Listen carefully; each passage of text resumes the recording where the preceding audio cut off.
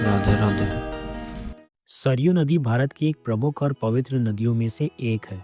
यह नदी हिंदू धर्म में विशेष महत्व रखती है और अयोध्या शहर से होकर बहती है, जो भगवान राम के जन्मस्थान के रूप में प्रसिद्ध है। सरयू नदी, जिसे घाघरा नदी भी कहा जाता है, भारत के उत्तरी भाग में बहने वाली एक महत्वपूर्ण नदी है।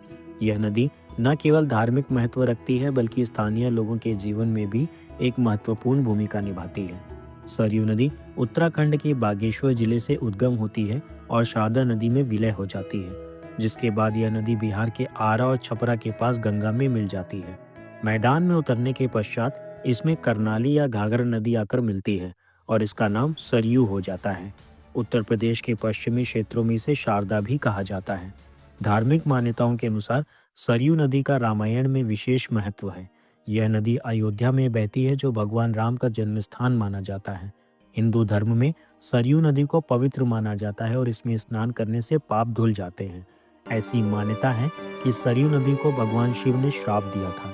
आइए इस वीडियो में विस्तार से इसके बारे में जानते हैं। पौराणिक मान्यताओं के अनुसार भगवान श्री राम ने सरयू नदी में ही जल समाधि ली थी।